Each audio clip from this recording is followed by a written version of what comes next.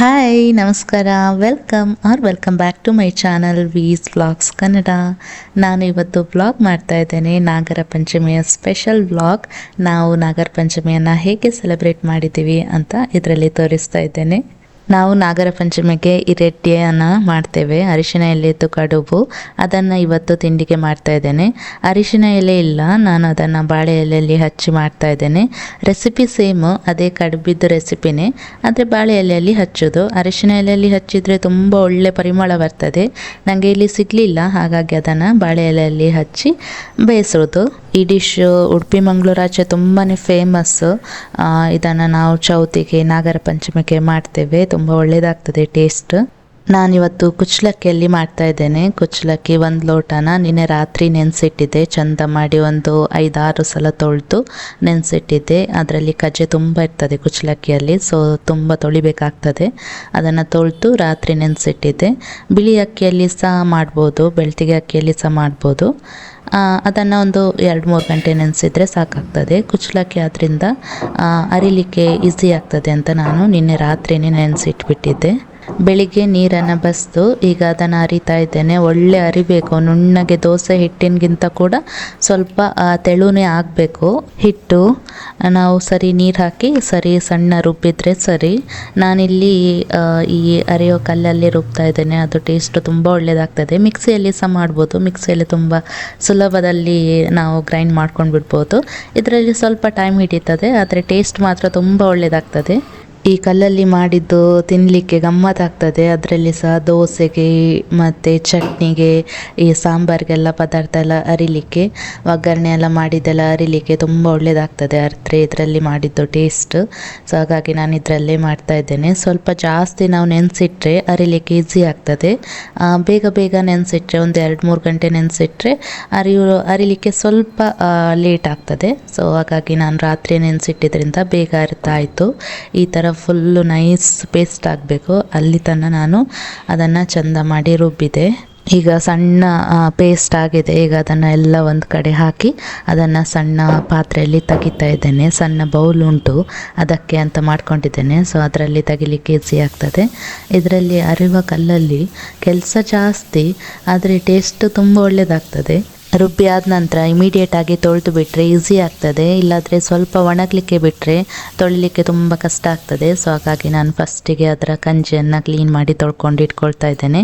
ಆಮೇಲೆ ಈ ಹಿಟ್ಟನ್ನು ಒಂದು ಪಾತ್ರೆಯಲ್ಲಿ ತೆಗೆದು ಇಟ್ಕೊಳ್ತಾ ಇದ್ದೇನೆ. ನಮ್ಮ ಊರಲ್ಲೆಲ್ಲ ಎಂತ ಅಂದರೆ ನಮ್ಮ ಮನೆಯ ತೋಟದಲ್ಲಿನೇ ಅರಿಶಿನ ಎಲೆ ಸಿಗ್ತದೆ. ಸೊ ಮಾಡಲಿಕ್ಕೆ ತುಂಬ ಈಸಿ ಇದನ್ನು. ಈ ಬೆಂಗಳೂರಿಗೆ ಬಂದ ನಂತರ ಈ ಮಂಗಳೂರು ಸ್ಟೋರಲ್ಲಿ ಸಿಗ್ತದೆ. ಸೊ ಈ ಫಂಕ್ಷನ್ ಎಲ್ಲ ಆದರೆ ಅಲ್ಲಿ ಹೋಗಿ ನಾವು ಆರ್ಡ್ರ್ ಕೊಟ್ಟರೆ ಅವರು ನಮಗೆ ತಂದು ಕೊಡ್ತಾರೆ. ಬಸ್ಸಲ್ಲಿ ಉಡುಪಿಯಿಂದ ತರಿಸಿ ಕೊಡ್ತಾರೆ. ಸೊ ಅಲ್ಲಿ ಸಹ ಈಸಿನೇ ಮಾಡಲಿಕ್ಕೆ. ಇಲ್ಲಿ ನಮಗೆ ಚೆನ್ನೈಯಲ್ಲಿ ಸಿಗ್ತಾ ಇಲ್ಲ. ಸೊ ಹಾಗಾಗಿ ಈ ಸಲ ನಾನು ಅರಿಶಿನ ಎಲೆಯಲ್ಲಿ ಮಾಡಲಿಕ್ಕೆ ಆಗಲಿಲ್ಲ. ಈ ಅರಿಶಿನ ಎಲೆದು ಕಡುಬು ಉಂಟಲ್ಲ, ತುಂಬಾ ಹೆಲ್ದಿ ಆರೋಗ್ಯಕ್ಕೆ. ಇದರಲ್ಲಿ ತುಂಬ ಆ್ಯಂಟಿ ಆಕ್ಸಿಡೆಂಟ್ ಉಂಟು, ಆ್ಯಂಟಿ ಇನ್ಫ್ಲಮೇಟರಿ ಪ್ರಾಪರ್ಟಿ ಉಂಟು. ನಮ್ಮ ದೇಹಕ್ಕೆ ತುಂಬಾ ಒಳ್ಳೆಯದು ಅದೆಲ್ಲ. ನಮ್ಮ ಸ್ಕಿನ್ಗೆ ಒಳ್ಳೆಯದು, ಡೈಜೆಷನ್ಗೆ ಒಳ್ಳೆಯದು. ಮತ್ತು ಅರಿಶಿನ ಅಂದರೆ ನಾಗದೇವರಿಗೆ ಸಹ ಇಷ್ಟ ಅಲ್ವಾ. ಸೊ ಹಾಗಾಗಿ ನಾವು ಇದರ ಗಟ್ಟಿ ಮಾಡೋದು ನಾಗರ ಪಂಚಮಿಗೆ. ಅರಿಶಿನ ಎಲೆಯಲ್ಲಿ ಗಟ್ಟಿ ಮಾಡಿ ಬೇಯಲಿಕ್ಕೆ ಇಟ್ಟರೆ ಇಡೀ ಕೋಣೆ ಪರಿಮಳ ಬರ್ತದೆ, ಅಡಿಗೆ ಕೋಣೆ ಎಲ್ಲ ಪರಿಮಳ ಬರ್ತದೆ ಬೆಂದ ನಂತರ. ಮತ್ತು ತಿನ್ನುವಾಗ ಕೂಡ ಆ ಎಲೆಯ ಪರಿಮಳ ಆ ಗಟ್ಟಿಯಲ್ಲಿ ಇರ್ತದೆ. ತುಳುನಾಡಿನ ಟ್ರೆಡಿಷ್ನಲ್ ರೆಸಿಪಿ ಇದು. ಯಾವಾಗಲೂ ಕೂಡ ನಮ್ಮ ಅತ್ತೆನೇ ಮಾಡ್ತಾ ಇದ್ದದ್ದು. ಈ ಸಲ ನಾನು ಮಾಡ್ತಾ ಇದ್ದೇನೆ, ಫಸ್ಟ್ ಟೈಮ್ ನಾನು ಟ್ರೈ ಮಾಡ್ತಾ ಇದ್ದೇನೆ. ನನಗೆ ನನ್ನ ಅತ್ತೆನೇ ಹೇಳಿಕೊಟ್ಟದ್ದು. ಅವರಿಗೆ ತುಂಬ ಟ್ರೆಡಿಷ್ನಲ್ ರೆಸಿಪಿ ಎಲ್ಲ ಮಾಡಿ ಅಭ್ಯಾಸ ಉಂಟು, ಬರ್ತದೆ, ತುಂಬ ಒಳ್ಳೇದು ಮಾಡ್ತಾರೆ. ಸೊ ಇದು ಕೂಡ ನಾನು ಅವರಿಂದನೇ ಕಲ್ತದ್ದು. ಈಗ ನಾನು ಕಲ್ಲನ್ನೆಲ್ಲ ಕ್ಲೀನ್ ಮಾಡಿ ತೊಳೆದು ಅದನ್ನು ಒರೆಸಿ ಇಟ್ಟೆ. ಅದರ ಕೆಲಸ ಮುಗೀತು. ಇನ್ನು ಸ್ಟವ್ ಹತ್ರ ಹೋಗೋದು. ಇನ್ನು ರುಬ್ಬಿದಂಥ ಹಿಟ್ಟನ್ನು ನಾವು ದಪ್ಪ ತಳದ ಬಾಣಲಿಗೆ ಹಾಕಿ ಅದನ್ನು ಚಂದ ಮಾಡಿ ಕಲಿಸ್ಬೇಕು. ನಿಧಾನ ಉರಿಯಲ್ಲಿ ಹಿಟ್ಟು ಎಂತ ಅಂದರೆ ಮುದ್ದೆ ಥರ ಆಗ್ತದೆ, ಅಲ್ಲಿ ತನಕ ನಾವು ಮಗ್ಸ್ತಾ ಇರಬೇಕು. ಸ್ವಲ್ಪ ನಾನು ಉಪ್ಪನ್ನು ಕೂಡ ಹಾಕ್ಕೊಳ್ತಾ ಇದ್ದೇನೆ, ಸ್ವಲ್ಪ ಟೇಸ್ಟಿಗೆ. ಒಂದು 2-3 ನಿಮಿಷದಲ್ಲೇ ಇದು ಗಟ್ಟಿ ಆಗಿಬಿಡ್ತದೆ, ಮುದ್ದೆ ಥರ ಆಗಿಬಿಡ್ತದೆ. ಸೊ ಹಾಗಾಗಿ ಅದನ್ನು ಕೈಯನ್ನು ಆಡಿಸ್ತಾನೇ ಇರಬೇಕು, ಕೈ ಬಿಡಲಿಕ್ಕೆ ಹೋಗಬಾರ್ದು. ಕೈ ಬಿಟ್ಟರೆ ಅದು ತಳ ಹಿಡಿದ್ಬಿಡ್ತದೆ. ಒಂದು ಇಕ್ಕುಳದಲ್ಲಿ ಅಥವಾ ಬಟ್ಟೆಯಲ್ಲಿ ಒಂದು ಸೈಡನ್ನು ಇಟ್ಕೊಂಡು ಇನ್ನೊಂದು ಸೈಡಲ್ಲಿ ಸರಿ ಕಲಿಸ್ಬೇಕು. ಅದರ ನೀರಿನ ಪಸ ಎಲ್ಲ ಹೋಗ್ತದೆ, ಆಗ ಆಯಿತು ಅಂತ ಅರ್ಥ. ಈಗ ಅದನ್ನು ಆಫ್ ಮಾಡಿದರೆ ಸರಿ. ಸ್ಟವ್ನ ಆಫ್ ಮಾಡಿ ಹಾಗೆ ಸ್ವಲ್ಪ ತಣ್ಣಗಾಗಲಿಕ್ಕೆ ಬಿಟ್ಟರೆ ಸರಿ. ಹಿಟ್ಟು ನೀರಾದರೆ ಸಹ ತೊಂದರೆ ಇಲ್ಲ, ಈ ಥರ ಪಾತ್ರೆಗೆ ಹಾಕಿ ನಾವು ಮಗುಚುವಾಗ ಗಟ್ಟಿಯಾಗಿಬಿಡ್ತದೆ. ಈಗ ಸ್ವಲ್ಪ ಮಿಶ್ರಣ ತಣ್ಣಗಾಗಲಿ, ನಾನು ಈಚೆ ಸೈಡಲ್ಲಿ ಅರ್ಧ ಹೋಳು ತೆಂಗಿನಕಾಯಿಯನ್ನು ತುರಿತಾ ಇದ್ದೇನೆ. ಈ ನಮ್ಮ ಮನೆಯ ತುರಿಮಣೆ ನೋಡಿ ತುಂಬಾ ಹೆಲ್ಪ್ಫುಲ್ ಉಂಟು. ಈ ಟೇಬಲ್ನ ಮೇಲೆ ಕೌಂಟರ್ ಟಾಪ್ ಉಂಟಲ್ಲ, ಅದರ ಮೇಲೆ ಇಟ್ಕೊಂಡು ನಾವು ಆರಾಮಾಗಿ ತೆಂಗಿನಕಾಯಿನ ತುರಿಬೋದು. ಇದನ್ನು ನಾನು ಅಮೆಝಾನಿಂದ ತರಿಸಿತ್ತು. ಸೊ ಮರದ್ದಿದ್ದು. ಸೊ ಈ ಥರ ಇರ್ತದೆ. ಅದರಲ್ಲಿ ನಾವು ಹೀಗೆ ಹೊರಗಿ ಅದರಲ್ಲಿ ತೆಂಗಿನಕಾಯಿ ತುರಿಬೋದು. ತುಂಬ ಸಣ್ಣದುಂಟು. ಸೊ ತುಂಬ ಈಸಿಯಾಗಿ ಸುಲಭವಾಗಿ ನಾವು ತೆಂಗಿನಕಾಯನ್ನು ತುರ್ಕೊಳ್ಬೋದು. ಎಷ್ಟು ತೆಂಗಿನ ತುರಿನ ತೊಗೊಂಡಿರ್ತೇವೋ ಅಷ್ಟೇ ಬೆಲ್ಲನ ತಗೊಳ್ಳಿಕ್ಕೆ ನಾನಿಲ್ಲಿ ಪುಡಿ ಬೆಲ್ಲನ ತೊಗೊಂಡಿದ್ದೇನೆ. ಗಟ್ಟಿ ಬೆಲ್ಲನ ಕೂಡ ನಾವು ಉಪಯೋಗ ಮಾಡ್ಬೋದು. ಈಗ ಒಂದು ಬಾಣಲೆಗೆ ಬೆಲ್ಲ ಮತ್ತು ಕಾಯಿ ತುರಿನ ಒಟ್ಟಿಗೆ ಹಾಕಿ ಚೆಂದ ಮಾಡಿ ಕಲಿಸ್ಬೇಕು. ನಾನು ಸ್ವಲ್ಪ ತುಪ್ಪನ ಕೂಡ ಹಾಕ್ಕೊಂಡಿದ್ದೇನೆ. ತುಪ್ಪ ಆಪ್ಷನಲ್, ಬೇಕಿದ್ದರೆ ಹಾಕ್ಕೊಳ್ಬೋದು, ಇಲ್ಲಾಂದರೆ ತೊಂದರೆ ಇಲ್ಲ. ಖಾಲಿ ಬೆಲ್ಲ ಕಾಯಿನ ಕೂಡ ನಾವು ಹಾಕ್ಕೊಳ್ಬೋದು. ಈ ಥರ ಒಟ್ಟಾಗೋ ತನಕ ಅದನ್ನು ಚೆಂದ ಮಾಡಿ ನಾವು ಮಿಶ್ರಣ ಮಾಡಬೇಕು.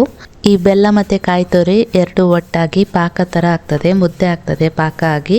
ಸೊ ಅಲ್ಲಿ ತನಕ ನಾವು ಅದನ್ನು ಚೆಂದ ಮಾಡಿ ಕಲಿಸ್ಬೇಕು. ಆಮೇಲೆ ಕೆಳಗಿರಿಸಿದರೆ ಸಾಕು. ತುಂಬ ಸಿಹಿ ಬೇಡ ಅಂದರೆ ಬೆಲ್ಲ ನಾವು ಕಮ್ಮಿ ಹಾಕ್ಕೊಳ್ಬೋದು. ಸಿಹಿ ಜಾಸ್ತಿ ಬೇಕಂದರೆ ಬೆಲ್ಲ ಜಾಸ್ತಿ ಹಾಕ್ಕೊಳ್ಬೋದು. ನಾವು ತರಿಸಿದಂಥ ಬೆಲ್ಲದ ಪುಡಿಯಲ್ಲಿ ಸ್ವೀಟ್ ಕಮ್ಮಿ ಈ ಸಲ. ಸೊ ಹಾಗಾಗಿ ನಾನು ಸ್ವಲ್ಪ ಜಾಸ್ತಿ ಬೆಲ್ಲನ ಹಾಕ್ಕೊಂಡಿದ್ದೇನೆ. ಈಗ ಬೆಲ್ಲಕಾಯಿ ಮತ್ತು ಅಕ್ಕಿ ಹಿಟ್ಟೆಲ್ಲ ತಣ್ಣಗಾಗಲಿಕ್ಕೆ ಬಿಟ್ಟಿದ್ದೇನೆ. ಅಷ್ಟರಲ್ಲಿ ಈಗ ಹೋಗಿ ಬಾಳೆ ಎಲೆನ ತೊಗೊಂಡು ಬರ್ತಾ ಇದ್ದೇನೆ. ಇಲ್ಲೇ ಕೆಳಗೆ ನಮ್ಮ ಅಪಾರ್ಟ್ಮೆಂಟಲ್ಲೇ ಉಂಟು ಬಾಳೆ ಗಿಡ. ಸೊ ಅದರಿಂದ ಒಂದೆರಡು ಎಲೆನ ತೊಗೊಂಡು ಬರ್ತೇನೆ. ಅಪಾರ್ಟ್ಮೆಂಟಿದ್ದು ಬಾಗಿಲು ತೆಗ್ದ ತಕ್ಷಣ ಎಲ್ಲಿ ಇರ್ತದೋ ಗೊತ್ತಿಲ್ಲ, ಓಡಿ ಬರ್ತದೆ ನನ್ನನ್ನು ವೆಲ್ಕಮ್ ಮಾಡಲಿಕ್ಕೆಲ್ಲ ತಂಟೆ ಮಾಡಲಿಕ್ಕೆ. ನಿನ್ನೆ ಕಣ್ಣು ಬಿಡಲಿಕ್ಕೆ ಆಗ್ತಾ ಇರಲಿಲ್ಲ, ಎಂಥದ ಸ್ವಲ್ಪ ಕಣ್ಣಿಗೆ ಪೆಟ್ಟಾಗಿತ್ತು. ಸೊ ಫುಲ್ ಕಣ್ಣು ಮುಚ್ಕೊಂಡು ಒಂದು ಸೈಡಲ್ಲೇ ಕುತ್ಕೊಂಡಿತ್ತು. ಇವತ್ತು ಸರಿಯಾಗಿದೆ. ಸೊ ಓಡಿ ಬರ್ತಾ ಉಂಟು ತಂಟೆ ಮಾಡಲಿಕ್ಕೆ. ಈ ನಮ್ಮ ಮಂಗುಗೆ ಒಂದಲ್ಲ ಒಂದು ಕಷ್ಟ ಪಾಪ. ಮೊನ್ನೆ ಹೊಟ್ಟೆ ನೋವಿತ್ತು, ಈಗ ಕಣ್ಣು ಮಾಡ್ಕೊಂಡಿದೆ. ಸೊ ಪಾಪ ಹೇಳಲಿಕ್ಕೆ ಯಾರು ಸಹ ಇಲ್ಲ, ಖಾಲಿ ಮ್ಯಾವ್ ಹೇಳ್ತಾ ಇರ್ತದೆ. ನನಗೆ ನೋಡುವಾಗ ಪಾಪ ಅನಿಸ್ತದೆ. ಈ ಅಪಾರ್ಟ್ಮೆಂಟಲ್ಲಿ ಯಾರ ಜೊತೆ ಸಹ ಹೋಗೋದಿಲ್ಲ ಇದು, ನನ್ನ ಜೊತೆ ಮಾತ್ರ ಹೀಗೆಲ್ಲ ಶೇಳೆ ಮಾಡ್ತಾ ಬರೋದು ಹಿಂದೆ. ನಾವು ರೀಸೆಂಟಾಗಿ ಬಂದದ್ದು, ಆದರೆ ಕೂಡ ನನ್ನನ್ನು ತುಂಬ ಹಚ್ಕೊಂಡ್ಬಿಟ್ಟಿದೆ. ಆದರೆ ನನಗೆ ಅದನ್ನು ಮುಟ್ಲಿಕ್ಕೆಲ್ಲ ಹೆದರಿಕೆ ಆಗ್ತದೆ. ಫುಡ್ಡೆಲ್ಲ ಹಾಕ್ತೇನೆ, ಆದರೆ ಅದು ಹತ್ತಿರ ಬಂದರೆ ಕಚ್ತದೆ. ಸೊ ಹಾಗಾಗಿ ಸ್ವಲ್ಪ ಹೆದರಿಕೆ ಅದನ್ನು ನೋಡಿದರೆ. ಈಗ ಒಂದೆರಡು ಬಾಳೆ ಎಲೆನ ತಗೊಂಡು ಮನೆಗೆ ಬಂದೆ. ಎಲೆನ ಚೆಂದ ಮಾಡಿ ತೊಳೆದು ಅದನ್ನು ಕಟ್ ಮಾಡಲಿಕ್ಕೆ ಈ ಅರಿಶಿನ ಎಲೆ ಆ ಶೇಪ್ ಉಂಟಲ್ಲ, ಆ ಥರ ಕಟ್ ಮಾಡಿದರೆ ಸರಿ. ಯಾವ ಶೇಪ್ ಬೇಕೋ ಆ ಶೇಪ್ ಕಟ್ ಮಾಡಿದರೆ ಸರಿ. ಒಟ್ಟಿಗೆ ನಮಗೆ ಮಡಿಸ್ಲಿಕ್ಕೆ ಆದರೆ ಸರಿ. ಹಿಟ್ಟನ್ನು ಹಾಕಿ ಈ ಥರ ಉಲ್ಟಾ ಫೋಲ್ಡ್ ಮಾಡಲಿಕ್ಕೆ ಆದರೆ ಸರಿ. ಡೈರೆಕ್ಟ್ ಅರಿಶಿನ ಎಲೆ ಸಿಕ್ಕಿದ್ರೆ ಅದನ್ನು ಕಟ್ಟೆಲ್ಲ ಮಾಡಲಿಕ್ಕಿಲ್ಲ, ಡೈರೆಕ್ಟ್ ಅದರಲ್ಲೇ ಹಿಟ್ಟೆಲ್ಲ ಹಾಕಿ ಇಡಲಿಕ್ಕೆ. ಈ ಥರ ಬಾಳೆ ಎಲೆಯಲ್ಲಿ ಮಾಡೋದಾದರೆ ಬಾಳೆ ಎಲೆನ ಕಟ್ ಮಾಡಿ ಅದನ್ನು ಯೂಸ್ ಮಾಡೋದು. ಎರಡು ಈಕ್ವಲ್ ಫೋಲ್ಡ್ ಮಾಡಿ ಅದನ್ನು ಕಟ್ ಮಾಡಿದರೆ ಆಯಿತು. ಈ ಬಾದಾಮಿ ಎಲೆಯಲ್ಲಿ ಕೂಡ ಮಾಡ್ಬೋದು, ಅದು ಕೂಡ ಒಳ್ಳೆಯದಾಗ್ತದೆ. ಯಾವುದೆಲ್ಲ ಎಲೆ ಎಲ್ಲ ತಿನ್ಬೋದು ನೋಡಿ, ಅದರಲ್ಲಿ ಆರಾಮಾಗಿ ಮಾಡ್ಬೋದು. ಇನ್ನು ವೀಳ್ಯದೆಲೆ ಎಲೆ ಆಗೋದಿಲ್ಲ, ಆದರೆ ಅದರಲ್ಲಿ ಸಹ ಮಾಡ್ಬೋದು, ಆದರೆ ತುಂಬ ಸಣ್ಣದಾಗ್ತದೆ. ಮತ್ತು ಪರಿಮಳ ಒಳ್ಳೆಯದಾಗ್ಬೋದಾ ಏನೋ, ಪಾನ್ ತಿಂದಾಗೆ ಆಗ್ಬೋದಾ ಏನೋ ಗಟ್ಟಿ ತಿನ್ನುವಾಗ. ನಾನು ಮಾಡಿ ನೋಡಲಿಲ್ಲ, ಒಮ್ಮೆ ಅದರಲ್ಲಿ ಸಹ ಟ್ರೈ ಮಾಡುವ. ಈಗ ಎಲ್ಲ ಬಾಳೆ ಎಲೆನ ಚೆಂದ ಮಾಡಿ ಕಟ್ ಮಾಡಿ ಅದನ್ನು ಚೆಂದ ಮಾಡಿ ತೊಳೆದು ಒರೆಸಿ ಇಟ್ಕೊಳ್ತಾ ಇದ್ದೇನೆ. ಎಂತಾದರೂ ಧೂಳಿದ್ರೆ ಹೋಗ್ತದೆ.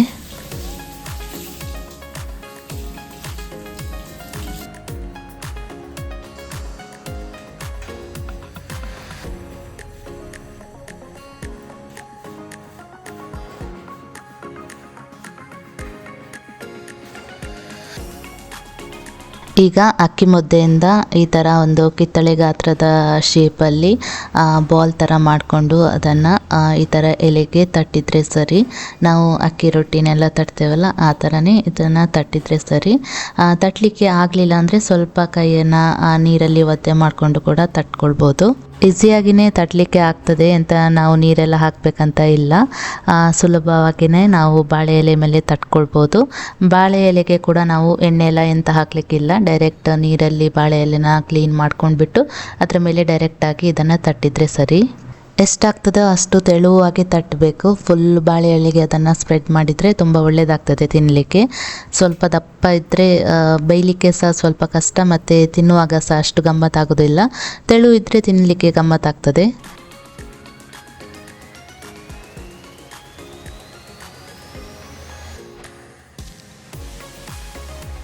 ಈಗ ಮಧ್ಯದಲ್ಲಿ ಬೆಲ್ಲಕಾಯಿ ಮಿಶ್ರಣವನ್ನು ಇಡಲಿಕ್ಕೆ ಈ ಬೆಲ್ಲಕಾಯಿ ಮಿಶ್ರಣ ಕೂಡ ನಮಗೆ ಉಂಡೆ ಮಾಡಲಿಕ್ಕೆ ಬರ್ತದೆ. ಸೊ ಹಾಗಾಗಿ ನಮಗೆ ಹೇಗೆ ಬೇಕೋ ಆ ಥರ ಅದನ್ನು ಶೇಪ್ ಮಾಡಿಕೊಂಡು ಮಧ್ಯದಲ್ಲಿ ಫಿಲ್ ಮಾಡಿಕೊಂಡ್ರೆ ಸರಿ. ಸ್ವೀಟ್ ಜಾಸ್ತಿ ಬೇಕಂದರೆ ಈ ಬೆಲ್ಲಕಾಯಿ ಮಿಶ್ರಣ ಸ್ವಲ್ಪ ಜಾಸ್ತಿ ಹಾಕಬೇಕು. ಸ್ವೀಟ್ ಕಮ್ಮಿ ಅಂತ ಆದರೆ ಸ್ವಲ್ಪ ಹಾಕಿ ಅದನ್ನು ಸ್ಪ್ರೆಡ್ ಮಾಡಿಕೊಂಡ್ರೆ ಸಾಕು. ಈ ಥರ ಸ್ಪ್ರೆಡ್ ಮಾಡ್ಕೊಂಡ ನಂತರ ಈ ಥರ ಬಾಳೆ ಎಲೆನ ಮಡಚಿದ್ರೆ ಸರಿ. ಎಲ್ಲ ಸೈಡಿಂದ ಕೂಡ ನಾವು ಕ್ಲೀನಾಗಿ ಈ ಥರ ಪ್ರೆಸ್ ಮಾಡಿಕೊಂಡು ಒತ್ತಿದ್ರೆ ಕ್ಲೀನಾಗಿ ಮಡ್ಚ್ಕೊಳ್ಳುತ್ತೆ ಎಲ್ಲ ಸೈಡ್ ಕೂಡ. ಇದೇ ರೀತಿ ನಾನು ಎಲ್ಲ ಎಲೆಗೂ ಹಚ್ಚಿ ಮಡಚಿ ಇಟ್ಕೊಳ್ತಾ ಇದ್ದೇನೆ. ತುಂಬ ಜಾಸ್ತಿ ಪ್ರೆಸ್ ಎಲ್ಲ ಮಾಡಿ ಇದನ್ನು ಮಡಚಿ ಇಡಬೇಕಂತ ಇಲ್ಲ, ನಿಧಾನಕ್ಕೆ ನಾವು ಪ್ರೆಸ್ ಮಾಡಿ ಇದನ್ನು ಮಡಚಿ ಎಲೆನ ಮಡಚಿ ಇಟ್ರೇ ಸಾಕು. ಎಲೆ ಅಂತ ಓಪನ್ ಆಗೋದಿಲ್ಲ, ಬೆಂದ ನಂತರನೇ ಎಲೆ ಓಪನ್ ಆಗ್ತದೆ.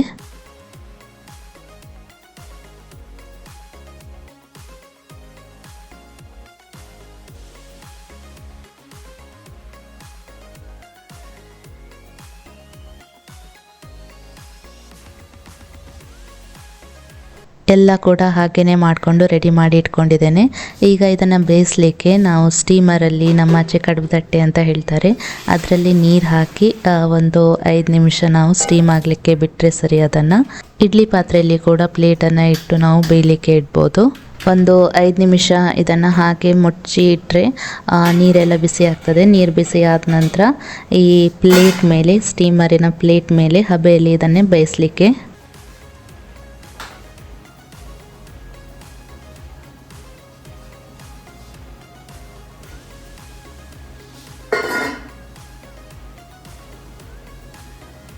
ಈಗ 5 ನಿಮಿಷ ಆಯಿತು, ಹಬೆ ಹೋಗಲಿಕ್ಕೆ ಸ್ಟಾರ್ಟ್ ಆಗಿದೆ. ಈಗ ಪ್ಲೇಟಲ್ಲಿ ಈ ಎಲೆನ ನಾವು ಒಂದ್ರ ಮೇಲೆ ಒಂದು ಇಟ್ಟರೆ ಸರಿ. ಎಲೆ ಎಲ್ಲ ಒಂದಕ್ಕೊಂದು ಅಂಟುವುದಿಲ್ಲ. ಸೊ ಆರಾಮಾಗಿ ಒಂದರ ಮೇಲೆ ಒಂದು ನಾವು ಇಡ್ತಾ ಬರ್ಬೋದು. ಈ ಕಟ್ಟಿಗೆ ಒಲೆಯಲ್ಲೆಲ್ಲ ಮಾಡಿದರೆ ಇನ್ನೂ ಕೂಡ ತುಂಬ ಟೇಸ್ಟ್ ಆಗ್ತದೆ. ಬಾಳೆ ಎಲೆಯಲ್ಲಿ ಮಾಡೋದ್ರಿಂದ ಬಾಳೆ ಎಲೆದು ಪರಿಮಳ ಎಂತ ಬರೋದಿಲ್ಲ ಕಡುಬಿಗೆ. ಬಾಳೆ ಎಲೆಯ ಡಿಸೈನ್ ಎಲ್ಲ ಈ ಕಡುಬಿನ ಮೇಲೆ ಬರ್ತದೆ. ಟೇಸ್ಟ್ ಕೂಡ ಬಾಳೆ ಎಲೆದೆಂತ ಬರೋದಿಲ್ಲ, ಖಾಲಿ ಬಾಳೆ ಎಲೆದು ಆ ಗೆರೆ ಗೆರೆ ಅದಷ್ಟೇ ಕಡುಬು ಮೇಲೆ ಬರ್ತದೆ. ಈ ಥರ ಎಲೆನೆಲ್ಲ ಇಟ್ಟು ಸಣ್ಣ ಉರಿನಲ್ಲಿ 20 ನಿಮಿಷ ಬೇಯಿಸಿದರೆ ನಮ್ಮ ಕಡುಬು ರೆಡಿ ಆಗ್ತದೆ.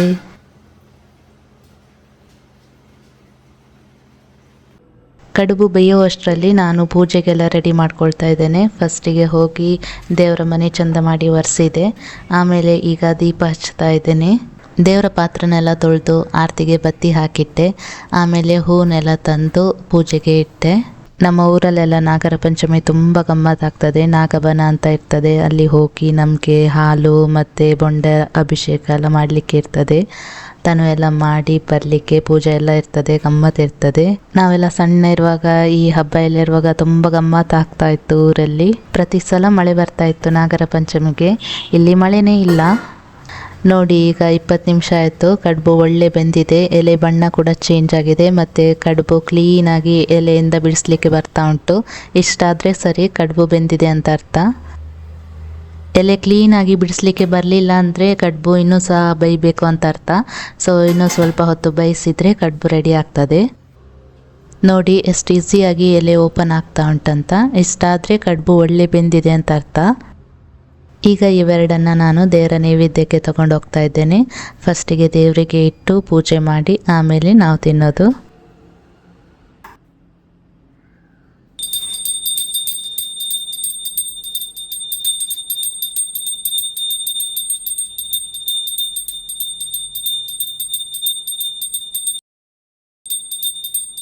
ಪೂಜೆ ಆದ ನಂತರ ಈಗ ನಾವು ದೇವಸ್ಥಾನಕ್ಕೆ ಹೋಗ್ತಾ ಇದ್ದೇವೆ. ನಮ್ಮ ಮನೆ ಹತ್ರನೇ ಸುಬ್ರಹ್ಮಣ್ಯ ದೇವರದ್ದು ದೇವಸ್ಥಾನ ಉಂಟು ಮತ್ತು ನಾಗದೇವರದ್ದು ಕಲ್ಲು ಕೂಡ ಉಂಟು.